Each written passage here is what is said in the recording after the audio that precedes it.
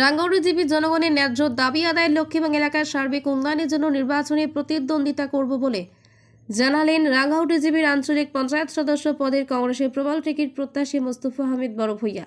এই উপলক্ষে তিনি আজ হাইলাকান্দিতে আয়োজিত একান্ত সাক্ষাৎকারে জানান যে তিনি বর্তমানে হাইলাকান্দি জেলা কংগ্রেস আইটি সেলের চেয়ারম্যান, ব্লক কংগ্রেসের সম্পাদক এবং জেলা কংগ্রেসের মাইনরিটি সেলের সাধারণ সম্পাদক পদে নিয়োজিত রয়েছেন। তাছাড়াও তিনি 24 বছর ধরে একটি বেসরকারি শিক্ষা প্রতিষ্ঠানে শিক্ষক হিসাবে নিয়োজিত রয়েছেন এবং তিনি বিভিন্ন এনজিওর সঙ্গে যুক্ত হয়ে রক্তদান সহ অন্যান্য সেবামূলক কাজেও নিয়োজিত রয়েছেন। তিনি জানান যে তিনি রাঙ্গাউড়ি জিপির কয়েকটি মসজিদ কমিটি এবং মোকাম কমিটির সদস্য হিসাবে কাজ করে যাচ্ছেন। রাঙ্গাউড়ি জিপির রাস্তাঘাটের সংস্কার এবং জনগণের ন্যায্য দাবি সহ এলাকার সার্বিক উন্নয়নের জন্য তিনি এবারের 2025-এর পঞ্চায়েত নির্বাচনে তিনি রাঙ্গাউড়ি জিপির আঞ্চলিক পঞ্চায়েত সদস্য পদে প্রতিদ্বন্দ্বিতা করবেন। যদি তিনি কংগ্রেসের প্রবল টিকিটের দাবিদার হওয়া সত্ত্বেও কংগ্রেসের টিকিট না পান, তারপরে কি তিনি নির্দলীয় হিসেবে নির্বাচনে প্রতিদ্বন্দ্বিতা করবেন? সাংবাদিকদের এই প্রশ্নের উত্তরে তিনি জানান যে এ বিষয়ে যথাসময়ে জনগণের সঙ্গে আলোচনা ক্রমেই তিনি সঠিক সিদ্ধান্ত নেবেন। হাইলাকান্দি থেকে সিপ্রান্ড আয়াসের রিপোর্ট।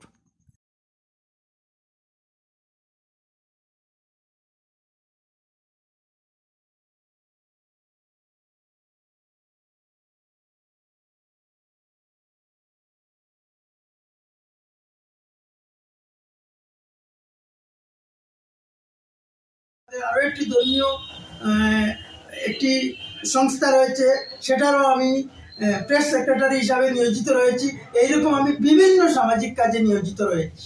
আচ্ছা, ঠিক আছে। তো আপনি এবারে যে আসন্ন পঞ্চায়েত নির্বাচনে আপনি যে প্রতিদ্বন্দ্বিতা করবেন, মানে আপনি কোন দলের টিকিটের জন্য আপনি দাবিদার রয়েছেন? যেহেতু আমি কংগ্রেস দলের 3টা সেলের 3টা পদে নিয়োজিত রয়েছি, আমি কংগ্রেসের প্রবল দাবিদার এবং আমি টিকিট পাবো বলেও আমি আশাবাদী। কেননা বিগত লোকসভা নির্বাচনে আমি আমাদের এমপি ক্যান্ডিডেট হাফিজ রশিদ আহমদ চৌধুরী সাহেবের সাথে মানে নিরলস প্রচেষ্টা চালিয়ে গিয়েছি এবং আমার ব্যক্তিগত পারিবারিক সূত্রে উনি আমাদের বাড়িতে ছাত্রজীবনে লজিং হিসাবে থেকে পড়াশোনা করেছিলেন।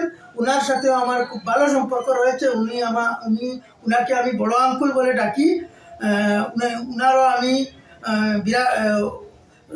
ওনার কাছ থেকেও আমি যথাসাধ্য সাহায্য সহযোগিতা পাবো এবং হাইলাকান্দি জেলা কংগ্রেসের বিভিন্ন স্তরের নেতৃস্থানীয় কর্মকর্তাদের সাথেও আমার আলোচনা হয়েছে। আমি ওনাদেরকে বলেছি যে ফিল্ড অবজার্ভ করার জন্য যে আমার সাপোর্ট কতটুকু রয়েছে। ওনারাও আমাদেরকে আশ্বাস দিয়েছেন যে মোটামুটি তারাও খবর নিয়েছেন আমি কাজ চালিয়ে যেতে। আমি আশাবাদী 100% আমি কংগ্রেসের টিকিট লাভ করব। আচ্ছা আচ্ছা। আরেকটা কথা, যে যদি কংগ্রেসের আপনি টিকিট না পান, মেবি, কারণ এখানে তো কংগ্রেসের টিকিটের আরও অনেক দাবিদার রয়েছেন, যদি কোনো কারণে আপনি কংগ্রেসের টিকিট না পান, তাহলে কি আপনি নির্দলীয় হিসাবে প্রতিদ্বন্দ্বিতা করবেন? না, এখানে একটি কথা হলো, আমি যেভাবে কংগ্রেসের সঙ্গে ওতপ্রোতভাবে জড়িত, এইরকম জড়িত কোনো ব্যক্তি আমার এই পদে টিকিটের দাবিদার নেই। সেই হিসাবে টিকিট যে পাবো না আমি 1% আমি আশা করি না। আর যদি বা এরপরও কংগ্রেস আমাকে টিকিট না দেয়, তাহলে ভোট দেওয়ার মালিক হলেন জনসাধারণ। ভোটে নির্বাচিত হওয়া এগুলা নির্ভর করে জনসাধারণের উপর। তো আমি আমার জিপির জনসাধারণের উপর বলটা ছেড়ে দেব। ওনারা যা আমাকে পরামর্শ দিবেন, যা আমাকে উপদেশ দিবেন, আমি সেটা মেনে তার পরবর্তীতে স্থির করব। জনগণের পরামর্শ যদি আপনাকে যদি প্রতিদ্বন্দ্বিতায় অবতীর্ণ হওয়ার জন্য যদি বলা হয়, তাহলে কি আপনি নির্দলীয় বা অন্য কোনো রাজনৈতিক দলের প্রার্থী হিসাবে লড়বেন? না, এটা এই মুহূর্তে বলা সম্ভব নয়। কেননা আমি এখন পর্যন্ত আমি ব্যক্তিগতভাবে 100% আমি টিকিট লাভ করব বলে আমি নিজের 100% টিকিট লাভ করব বলে আমি আশাবাদী। এবং আরও 2-4 জন গিয়েছিলেন আমাদের কংগ্রেসের অনেক নেতৃবর্গের কাছে, জেলা নেতৃত্বের কাছে। ওনারা অলরেডি বলে দিয়েছেন যে আমি অনেক আগে থেকে কংগ্রেস দলের সঙ্গে যুক্ত, আমি ফিল্ডে কাজ করছি এবং আমার ফিল্ডেও অনেক ওনারা খবর নিয়েছেন। তো এর থেকে আমি আজ করতে পারছি যে কংগ্রেসের টিকিট আমি পাবোই পাবো। আচ্ছা, ধন্যবাদ। তারপরে আরেকটা কথা আপনাকে, যদি আপনি কংগ্রেসের টিকিট পেয়ে যান এবং টিকিট পাওয়ার পর নির্বাচনে প্রতিদ্বন্দ্বিতা করে যদি আপনি জিতেও যান, এপি মেম্বার হয়ে যান, তাহলে আপনি এতত অঞ্চলের আপনার যে অঞ্চলের জনগণের জন্য, রাঙ্গুয়াটির জনগণের জন্য আপনি কি কি পদক্ষেপ বা কি কি উন্নয়নমূলক কাজ করবেন বলে আপনি মনস্থ করেছেন? এখানে একটি কথা উল্লেখযোগ্য হলো, আমাদের জিপি যেটা অনেক পঞ্চায়েতে হয়তো প্রতিদ্বন্দ্বিতা করছেন, হয়তো পঞ্চায়েতের কোনো আইডিয়া নেই, কিন্তু ব্যক্তিগতভাবে আমি এনজিও কর্মী হিসাবে আজ বিগত 5-10 বছর থেকে আমি প্রত্যেকটি গাঁও সভায় যাই এবং বিগত পঞ্চায়েত নির্বাচনে যিনি আমাদের হাইলাকান্দি জেলা পরিষদের চেয়ারম্যান হয়েছিলেন, ওনার প্রতিনিধি যিনি ছিলেন মাসুক আহমদ বড়ভূইয়া সাহেব, ওনার সাথে 20 বছর থেকে আমার এনজিও জীবনের মানে উনি বন্ধুবর সম্পর্ক। সেই হিসাবে বিগত পঞ্চায়েত নির্বাচনে ওনার সাথে থেকে থেকে পঞ্চায়েতের যে সমস্ত জ্ঞান সেগুলো আমার হয়ে গিয়েছে, সেটার উপর নির্ভর করে আমি বিশেষ করে আমাদের জিপির যেগুলা প্রত্যন্ত অঞ্চলে বিভিন্ন রাস্তাঘাটের মানে বেহাল অবস্থা রয়েছে, আমি সবচেয়ে বেশি গুরুত্ব দিব এই বেহাল রাস্তাঘাট পুনর্গঠনের জন্য। এবং গরিব মেহনতি যারা মানুষ রয়েছেন তারা এই জব কার্ডের মারফতে যেটা এই জব কার্ড থেকে যেটা শ্রম হিসাবে পান, এটার অনেক চাহিদা থাকে, এটার ক্ষেত্রে আমি খেয়াল রাখবো। এবং প্রধানমন্ত্রী আবাস যোজনা, এটার ক্ষেত্রে গরিব মানুষের আরও একটি সবচেয়ে বড় চাহিদা হলো প্রধানমন্ত্রী আবাস যোজনা। এই ক্ষেত্রে যারা উপযুক্ত হিতাধিকারী থাকবেন তাদেরকে আমি উপযুক্তভাবে ঘর পাইয়ে দেওয়ার ক্ষেত্রে আমি ভূমিকা অব্যাহত রাখবো।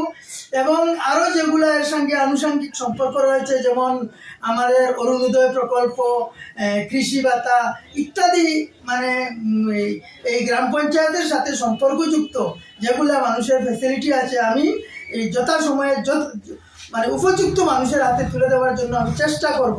তাছাড়া যেহেতু আমি এই শিক্ষা জগতের সাথে জড়িত, যদিও আমাদের পঞ্চায়েত রাজ ফান্ডে এই শিক্ষা জগতের উন্নয়নে এরকম কোনো বড় ফান্ড থাকবে না, তবুও আমার মানে ব্যক্তিগত দিক দিয়ে আমি শিক্ষা জগৎ তথা বেকার যুবক যুবতীদেরকে কীভাবে।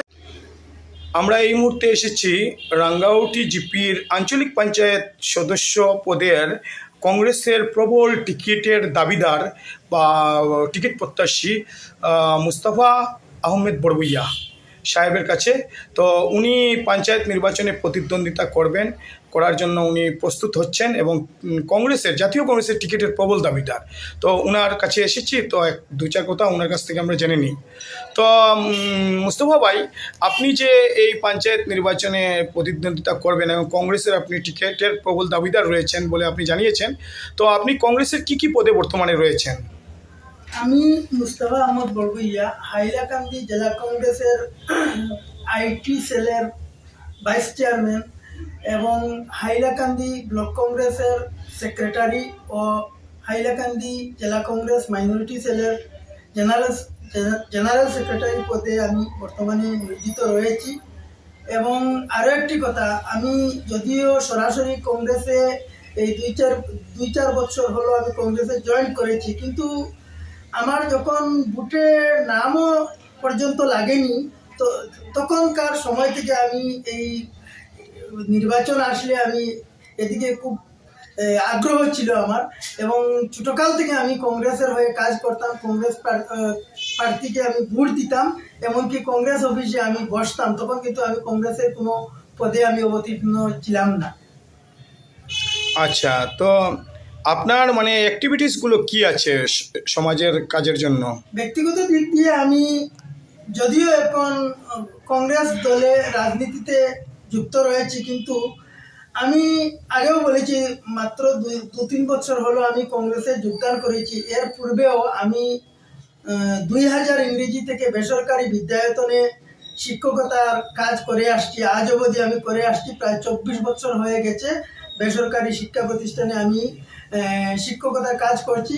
তার পাশাপাশি 2004 ইংরেজি থেকে আমি স্বেচ্ছাসেবী সংস্থা অর্থাৎ এনজিও সেক্টরে কাজ করছি। এনজিও সেক্টরে কাজ করাকালীন আমি বিভিন্ন এনজিওতে এসএইচজি কন্ডাক্টিং অফিসার বা এসএইচজি কোঅর্ডিনেটর পদে আসীন ছিলাম, এর সুবাদে হাইলাকান্দির বিভিন্ন প্রত্যন্ত অঞ্চল থেকে মানুষরা আমার সাথে এসএইচজি এর বিভিন্ন কাজে সহায়তা নেওয়ার জন্য আসতো আমার কাছ থেকে, এবং আমি মানুষদেরকে আমার যথাসাধ্য সহযোগিতা করেছি।